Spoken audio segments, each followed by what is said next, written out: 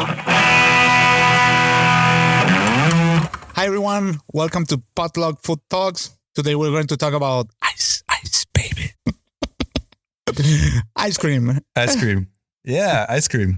Who doesn't like ice cream? How would you define ice cream, Phil? Do you have any, a definition? You're just going to drop that on me like that? Ice cream. I mean, ice cream is... You can talk about creme anglaise, blah, blah, blah. Go creme anglaise is, of course, But start all over, otherwise Sander will go crazy. So ice cream is basically, there's a distinction between ice creams and sorbets, of course. Ice cream is a combination of liquids and fats in a certain ratio that when frozen, crystallize, they need to have a certain viscosity, they need to have a certain thickness, so that when frozen correctly, they crystallize in a certain way to make a creamy and ideally delicious frozen cream. Sure. You mentioned creme anglaise. Could you describe a creme anglaise, what it is, or you want me to do it? Yeah, no, a creme anglaise is basically like a dairy liquid, milk and cream, or sometimes just milk that is thickened with egg yolks. Exactly. Sometimes even just cream. I mean, yeah. But yeah, basically dairy thickened with eggs or egg yolks. These egg yolks are cooked just to a certain temperature, so they don't become scrambled eggs, but just so enough that they thicken the sauce, and that's it. Basically like a loose custard. Exactly. Yeah. Yeah. And it's one of the first things you learn while you're learning sweets or pastries is a creme anglaise, because it's a mother sauce in the sweet domain. And it's also like a variation of it with some flour or corn flour and a different ratio of the ingredients. You will get a pastry cream that you will find in all pastries. But I mean, going back to the creme anglaise, yeah, basically if you do a creme anglaise and you throw that into an ice cream machine, that's ice cream. And you can infuse a creme anglaise with basically whatever, any spice, anything that doesn't dilutes the cream. And basically that's it. Well, when did you make ice cream for the first time? It must have been at Margot. Okay. 100%, yeah. I feel like we made ice cream in a little bit of like a very old school way at Margot. Like there weren't that many stabilizers and stuff. Like all the cream ice creams were basically a creme anglaise base. No? Mm-hmm. Yeah, they were all egg yolk thickened. I don't see that anywhere anymore, that people like thicken egg yolks and I feel like it's very rare these days. Yeah, I guess like I can expect that in super classic restaurants like Schwarzwaldstube, those kind of places. I don't know, or even those places today, I could also expect like stabilizers and modern ice cream techniques. Yeah, for sure. Well, for me, making ice cream for the first time, it was quite an experience because it's something you don't associate with something you make yourself, because usually you need like a special equipment or something. And to be honest, I think it's not a good idea to make ice cream at home with an ice cream machine. Like all the ice creams that I've seen homemade, they're full of crystals. They're a lot of work. It's absolutely not the idea of making ice cream. What I recommend, if you want to make ice cream at home, don't make ice cream, make a parfait. A parfait is basically a cream-based mousse that when frozen, it's like a way around, but you get like a very similar effect to an ice cream. You can scoop it out, and that's what I recommend for home. You get an effect that is not as crystallized as with these home ice cream machines. And it's actually, I've seen that also in restaurants, making parfaits as an ice cream that you would serve. I mean, if it's integrated into a nice dessert, it's a super nice thing to do. I think it's super underrated, to be honest with you. I think like more people should do parfaits. It's like, it's kind of has this like very old schooly connotations where you see these like where you just have like a dessert of like a parfait with like 3 different layers. But I've seen really nice stuff like, even I saw something the other day I really liked, which was a parsley parfait, but like sweet for like a vegetable dessert. And I was like, man, that's really cool. Actually, like I really like that. Then I remember I was working in Alicante as a pastry chef for a while, and I got into the technical aspects of ice cream. And there was this book that was very famous at the time that was called The Secrets of Ice Cream by Angelo Corvito, which is full of shit, that book, because there are no secrets that are revealed. The guy gives you procedures that don't work and formulas that don't work. And everything is so obscure and unclear that it's like, okay, what the fuck? Yeah. And so like 10 years later, I first came to the Basque Culinary Center as a research intern. I was making an exchange. I was working in a culinary lab, and this culinary lab made an exchange with the Basque Culinary Center. So I was allowed to enter to different classes, which was a super nice experience. And one of these classes was ice cream formulation. And it was a course for the chefs at Mugaritz, and I was allowed to get in as a listener. And it was lectured by Camila Fiol, who now is like on her own right, like a super well-established pastry chef in Chile, in Santiago. But she was like the protege of a guy that is called Cesar Romero. And that guy is probably Spain's most underrated pastry chef because he's like a teacher, a lecturer. He doesn't work in pastries or restaurants, and he's also a consultant. But this guy, when it comes to formulation, he's just a genius. He made like this Excel sheet with integrated formulas with very straight parameters to make ice cream. Like there are these parameters like anti-freezing power. You know, like for, let's say sugar has an anti-freezing power. Liquor as well, right? Like very, if you have like a very strong syrup, it won't freeze. And if you have like a liqueur, same thing. So if you integrate these ingredients into an ice cream formula, you will get a very specific effect. So this guy had everything parameter aside. Another one was sweetening power, because that's another thing.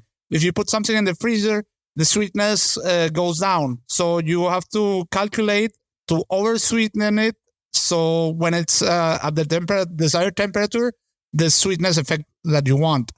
And there was this Excel sheet with mathematical formulas to calculate like something. And it was a practical class. So Camila was asking, okay, someone say something. Why would you make an ice cream? And we formulate it here in real time. And we make the ice cream actually in the ice cream machine and we try it. And I think someone said chocolate. I think that chocolate ice cream that I tried that day is the best chocolate ice cream I've ever tried. And the next thing was, okay, someone say something crazy. And I said green olives, a savory green olives ice cream. And so she started formulating the Excel sheet was on the screen. So all the students were watching and we were like solving the formula together. Like, okay, the anti-freezing powder. Another thing that needs to be calculated when you make ice cream is the service temperature. There is like this myth that it should be this or that temperature, which is not true. It is at the temperature that you formulate the ice cream for. So you could have ice cream at minus 40 Celsius degree if you formulate it accordingly. And you will have a perfectly creamy ice cream at that temperature if the formula is correct. So you formulate thinking on the temperature that will be the service temperature. And you will have perfectly non-crystallized ice creams there. And for me, this was like a huge slap in the face because basically they were telling me, okay, you've been doing ice cream for the last 10 years, but you have no idea about what you were doing, basically. Yeah, it's a super fascinating topic. And I had the same experience actually, like when I got more into it, because I don't think people realize how complex of an issue it is to formulate ice cream. You know, it's like you say, the serving temperatures, the level of sugar, the amount of fats, the speed at which you freeze it, and like all those sorts of things. It's insane. Yeah, the machine that you're using, exactly. Then when we come to machinery, we have like actual ice cream machines, and we have the pacojet, which is used in restaurants. But that's not a real ice cream machine. That's like a cheat code or a way around. But basically, what you're doing is not ice cream like according to the proper definition, so to say. Do you have any memorable ice cream experiences that you could remember? Oh man, I have so many. I still. We already told that story, right? Like the one, Philip. We don't have any ice cream. Yeah. That's I think we told one that of story. The line episodes. That was a nice caramel ice cream, man. Well, in that restaurant, they also had like an ice cream that for me is fucking memorable. It was just a creme anglaise, and in the ice cream machine, while it was churning, you would add super high quality, delicious Austrian pumpkin seed oil. Oh yeah. To the mixer. And what came out was like a deep green ice cream that looked like pistachio, and it has this nutty notes. It was incredible, amazing. That's one of my favorites for sure. Oh yeah, that's super nice. Yeah, actually, one of my most memorable ice creams was also from that restaurant, and it was super, super simple, but it was just really, really well made and had that little bit of complexity that you need for something to really stand out. And it was a very nice vanilla ice cream. It was just a vanilla creme anglaise base. And then also when it was churning, had loads of vanilla in it, fresh, like proper vanilla. And then when it was churning, you add a little bit of kirsch, kirsch being the traditional German, Austrian, cherry schnapps, which is not sweet, it's dry, but it has this really strong, not cherry flavor, but it just tastes like kirsch, like alcoholic cherry. And that added, apart from the ice cream being super nicely made, if it would have just been a vanilla ice cream, that added like this little bit of alcoholic complexity to the ice cream, and that was super delicious. This was a caramel ice cream, or? No, it was just a vanilla ice cream. Ah, okay. Yeah. I also remember like a very good vanilla ice cream. This was while I was working in Alicante as well. And it was a basic vanilla ice cream with just a micro doses of banana artificial flavor from Sosa. But man, that shit is amazing. You know this story? You know this is crazy, man. Have you noticed that whenever you try any banana, let's say gummy bears or ice cream or these kind of things, it has a flavor that is not the same flavor as bananas have? Yeah. You know why that is? No, why? Because there was like a big extinction of bananas through a pandemic of a fungus at some point. And whatever, like an agronomic solution to solve the problem was made. And the bananas after that generation lost its characteristic flavor. But the artificial flavors keep the original flavor of the predecessors of today's bananas. And that's why that flavor is different. So when you have you're actually tasting a flavor that is extincted. No way. Really? Yeah, man. Yeah, that's crazy. Yeah. That's crazy. So, and this was just it was just a vanilla ice cream. And I remember dosifying the artificial flavor of banana was key, because if you made too much, it was crap. But if you made the right amount, man, it was something out of this world. Banana and vanilla. It's perfect. Exactly. Yeah. And I remember that ice cream was super good. And then more complex ice creams. Have you been to Pierre Hermès places in Paris? No, never actually. Well, that's a must if you're in Paris. The famous macarons he made, but also the ice creams. These were like perfect ice creams without a single crystal. And I remember having the peach melba, which is a classic dessert from Auguste Escoffier. Auguste Escoffier is like, like one of the godfathers of modern cuisine in the early 1900s in France. And he popularized this dessert, which was basically peach. I think it's some kind of berry cream and vanilla. I think a vanilla parfait was the original one. I'm not sure, but those kind of were like the flavors. And this was like an interpretation of Pierre Hermé, like all the three flavors with three colors in a single ice cream. Amazing, like just incredible. Nice. I have a couple of like memorable sorbets, more than ice creams, Okay. In Mexico, we used to make this like really clean sorbet out of tonic water, and so like the type of tonic water you would use for a gin tonic, cucumber, and then loads of herbs, like loads of chervil, a little bit of parsley, tarragon, a little bit of coriander, and we would make this like really light green, super fresh, lightly bitter sorbet. And it was with like a little bit of lime juice, it was super, super delicious. Or the beetroot sorbet that we made at BCC, that was like also like super nice, which is like also like taking an old recipe from Hoffman and just kind of like tweaking it a little bit. That was my recipe, my friend, not from Hoffman. Yeah, I know. But like making it so you could make it in a churner, in an ice cream churner, and like the mixture of like cooked beetroot and fresh beetroot juice, with lime juice to it, it's like, it's amazing. Yeah, you brought it like to another level. I remember we used to make that, and that also like an example of. So basically, a pacoyet is a machine that you make like you put an ice block in it, and this machine breaks it down to so little parts that you have like a frozen puree, and that's what you have. Yeah. And this can be perceived as an ice cream, but it's not really an ice cream. And I remember that one that we would do, it was just pure beetroot puree, just sweeten it with some lime. And that idea of making a puree and transform it into an ice cream, we also, when we opened here the Lave restaurant, we did the same with carrots.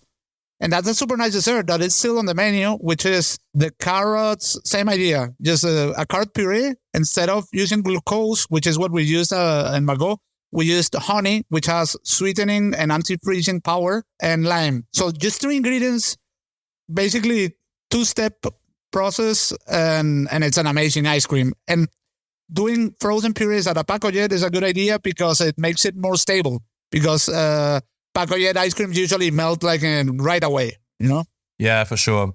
Yeah, I'm making a really nice pacoyet sorbet at the moment also, which I was like a little bit surprised by, and it's a Mirabelle sorbet.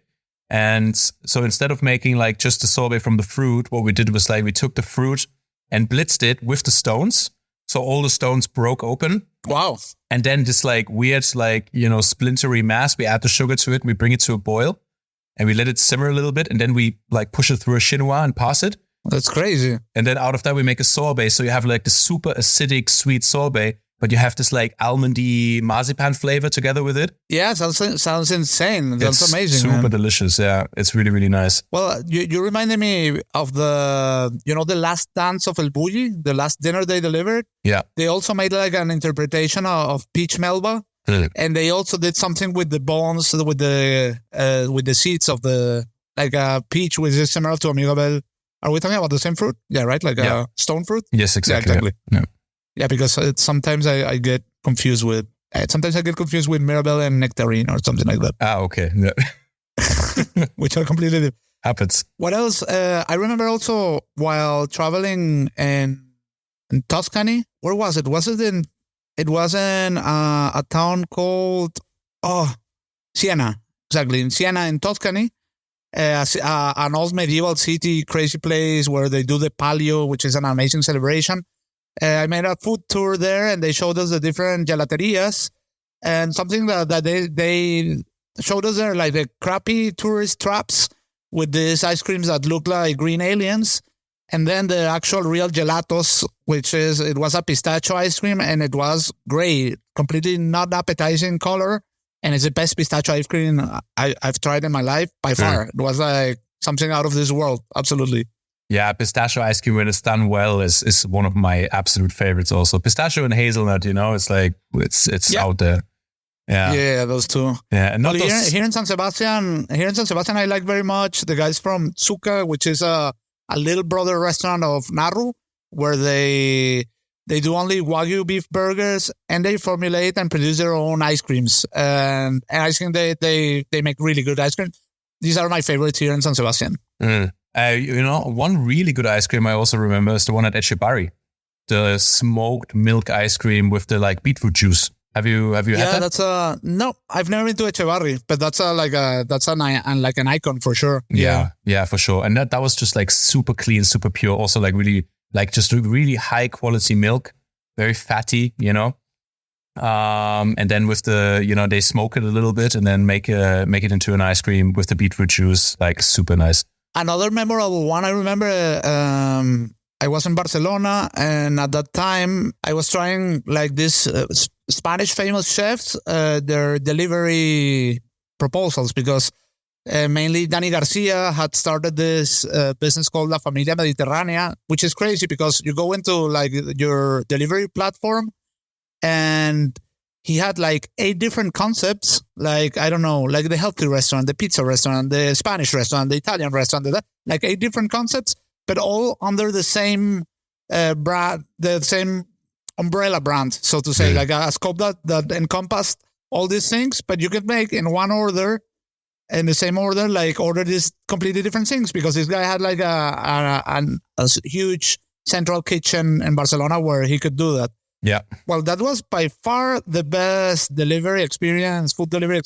I mean, I have pictures. The steak tartare was plated, like nicely plated, like you would find in a restaurant. And there was like this box. I ordered ice cream. It was a tiramisu ice cream. I have an unboxing video of the ice cream. And it was this sphere of styrofoam. And yeah, like you would open it like in half, and inside was like it, like the way you would find out tiramisu is like powdered with cocoa, right? So and I put the spoon inside. It was perfectly non-crystallized ice cream, creamy, perfect. Wow! And I mean that's an achievement. Like making ice cream for delivery and, that's crazy, and delivering perfect. Yeah, that's super hard. I guess they must probably formulate it, as I said, like to minus 40 degrees Celsius, something like that, so that the ice creams are, and calculate the delivery time so it defroses to the service time. It has to be some logic like that to achieve that. Yeah, for sure. It has to be. There's no way that it holds at like that they have it at the serving temperature, that it just holds. No, for sure. And what about brand ice creams? Do you have any favorites? Any ones you like the ones you find in the supermarket?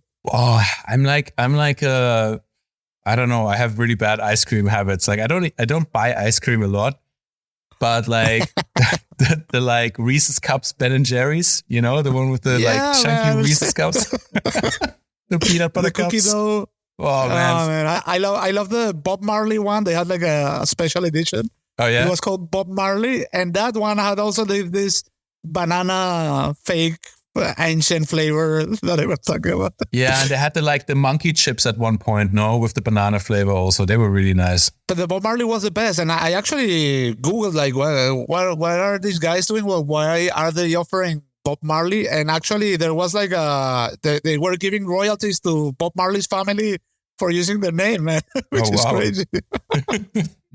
Yeah.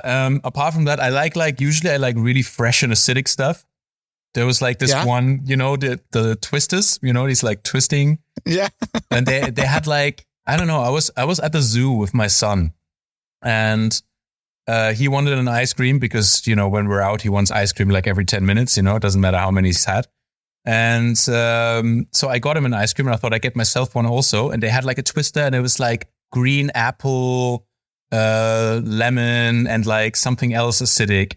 And I got it, and I ate it, and I was like, man, this is super delicious. It had like 3 flavors, but it was like super sour, super fresh, and it was like perfect, Also, a memory I have, this was super crazy. There is this Venezuelan chef, Helbrut something, I don't remember.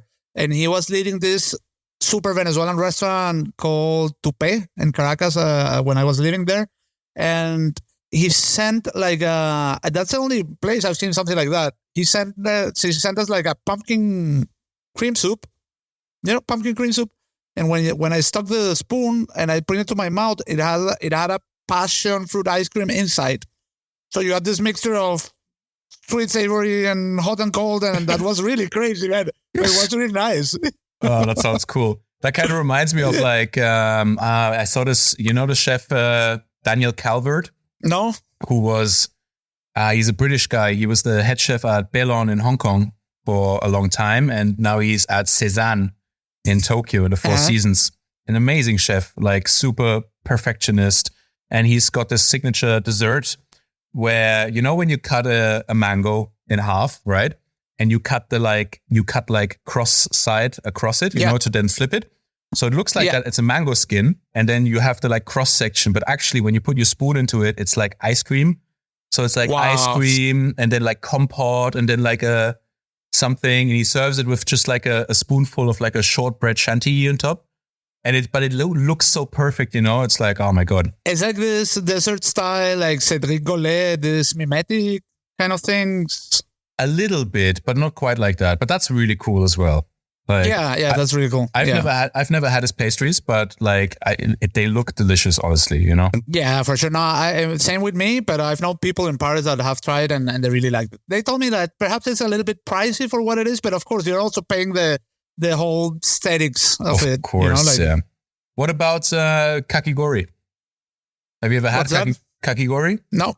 You know, or maybe I have, but the name doesn't tell me anything. The Japanese ice cream of shaved ice block that they shave down. Well, you know, like we have something similar in Venezuela in the streets. It's called raspadito, and you find that in every corner and every square. It's something super traditional in Venezuela. Mm-hmm. And they have these traditional machines, exactly that you shave ice and then you just use a syrup, which is just shaved ice and syrup, right? Yeah, basically. This is our version. Yeah.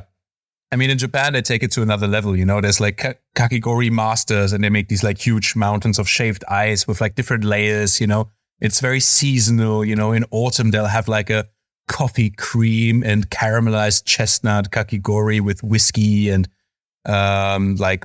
it's insane, you know, and it's really crazy. There was a Venezuelan pastry chef who worked at Nobu Honolulu once, and he had like a super cool blog I was following, and he was doing insane desserts at the time. Like, I wonder what that guy is doing now, because I remember him doing like super elaborate desserts in the style of, you know, Sam Mason or this guys from WD-50 that made this super complex desserts plating with different elements. He was doing this, but in a complete Japanese direction because it was Nobu.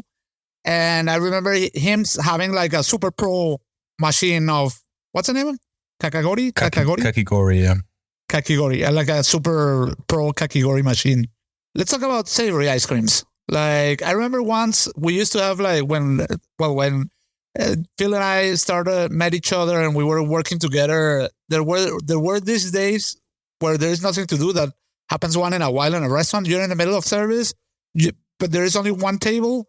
And so there is a lot of spare time to tug and whatever. There are waiting times that are very uncomfortable. And I remember we had this game of someone would say a concept and we would come up with ideas. I think that game later was called the Boba Gump game in the Mugarit's book, because they were saying different things that they could do with shrimps and Forrest Gump, like shrimp soup, shrimp dumplings, shrimp this. And I remember I remember it was savory ice cream, and it was kind of a battle, right? It was like who came up with the best idea, and you would say something, I would say something, until someone said, "Yeah, man, that's it." And I remember I came up with a sushi rice ice cream, which we have never made. We should make that one day, just to have that check. Sushi rice ice cream. We really should make it. Yeah, we really should make it. That was a nice idea. Yeah, it was a friendly battle, you know, but it's like, you know, it's like of course. Bouncing back and forth, you know.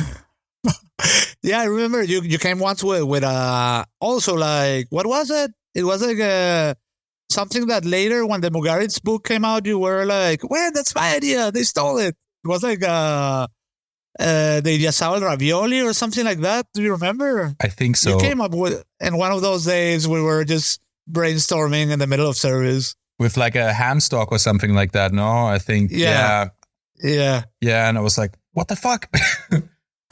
Yeah, hey, that happens to me all the time, honestly. Like, I think I come up with something and then I realize, you know, nah. Man, and that's actually why I came up with making this episode about ice cream. One of the best ice cream, a very memorable ice cream experience I had. I was in Bolivia, and the chef Mauricio comes to me, Mauricio Lopez, and he has an ice cream. Try this. What is it? I try it, and I start like hazelnuts. No, chestnuts. No, and I go on and on and on, and then suddenly he says porcini mushrooms. You know, like there is like an Amazonian variation. It's not porcini. In Bolivia, they're called callampa. It's an endogenous, but basically it's very similar to porcini mushrooms. And using mushrooms for sweets, it tasted like nuts, and it was amazing, and it was really mind-blowing because it's something you don't expect at all. And I also thought it was really cool to play that game. You know, like, what is it? And you start saying things, and then I wanted to say that in the mushroom episode we made, and I forgot about it. And after that, I was like, no, man, let's make an ice cream episode just to come up with this story again. That's why I get it now. Actually, that just reminded me of something that I like. This story just reminded me of another ice cream experience that I had, where I had the same reaction like you. And it was very recent. I was invited for dinner at my friend Norbert's place. And Norbert is not just one of the best pastry chefs that I know, but also one of the best chefs that I know. And he invited a couple of his friends to dinner, and he made, just super amazing food.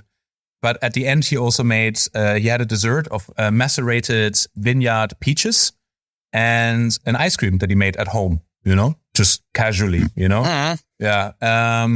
And it was a vanilla ice cream, but it had something else in it. And like, I was eating this ice cream and I was like, what the fuck? This is so tasty, and I couldn't pinpoint what it was. And I was like, is it like nuts? Like, is it maybe like hazelnuts or something like that? And we were all kind of guessing because it was like other people from, restaurants also. And we were sort of like, man, this is so tasty. Is it some alcohol? And he was like, no, it's actually wild fennel seeds. So he had vanilla ice cream with toasted wild fennel seeds. And it was such a subtle flavor, this toasted fennel flavor in the vanilla ice cream. It was so complex. And I was like, man, that's what really good cooking is, that you eat something and you're like, this is so delicious. And you're like, but I can't really, what is it, I think fennel pollen is one of the most interesting things I've smelled in my life. It's like something really, really crazy. I remember we were like in this restaurant where we would get like lots of fennel leaves that came from the garden, and I had to select just the finest of the pollen. Yeah. And just, man, and that shit is more expensive than saffron. So that's the reason you don't find it anywhere, because it's very, very expensive to produce. Yeah. That's an amazing ingredient. Yeah, and another approach to make ice creams is what the whole new Nordic movement has done, like making ice with whey, with wood, with things that you wouldn't normally use for sweets or not even for cooking, and using them to make a sweet ice cream. Like a whey ice cream is something really impressive, I think. Yeah, for sure. Or like, like even finding, like putting things out of context, like one of my favorite ice creams that I've ever made was it was really an ice cream, more of a sorbet, but just like a raw pumpkin sorbet. So you take pumpkin, like really nice quality aged pumpkin, and you juice it raw. And then out of the juice, you make an ice cream. It's almost got flavors like cantaloupe, it's like melon, super fruity and stuff, and it's like just kind of, that not to be fixed on things always have to be savory, or these things always have to be sweet, but kind of like just taking them out of the context, kind of like what in Norway they were doing with like, in Norway they eat potatoes with like caramel, and just kind of like taking it out of what you're used to, and just or in Brazil, if you tell them you put salt to avocado, they're like, you do what? Ooh, you put sugar to avocado. Why would you put salt to avocado? Oh, really? Yeah, like the prejudice in Brazil is that avocado is something to make like sweet smoothies, sweet things, and things like that.